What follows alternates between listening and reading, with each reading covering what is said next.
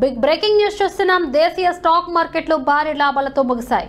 ఆరంభంలో నష్టాలతో ట్రేడింగ్ ప్రారంభించినప్పటికీ చివరికి బలంగా పుంజుకొని లాభాల్లోకి దూసుకెళ్లాయి. ఐటీ ఎంపిక చేసిన లార్జ్ క్యాప్ షేర్లలో భారీగా కొనుగోళ్ల మద్దతుతో సూచీలు బలపడ్డాయి.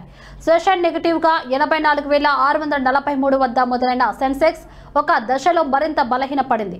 అయితే కనిష్ట స్థాయిల నుంచి 700 పాయింట్లకు పైగా కోలుకొని 85,236 వద్ద రోజు గరిష్టాన్ని తాకింది. ఆషికా ఇన్స్టిట్యూషనల్ ఈక్విటీస్ విశ్లేషణ ప్రకారం నిఫ్టీ 25,850 మద్దతు స్థాయి వద్ద బలమైన కొనుగోళ్ల మద్దతును పొందింది. అక్కడి నుంచి బుల్స్ పట్టు సాధించి కీలకమైన 26,000 మార్కులు తిరిగి అందుకున్నాయని పేర్కొంది.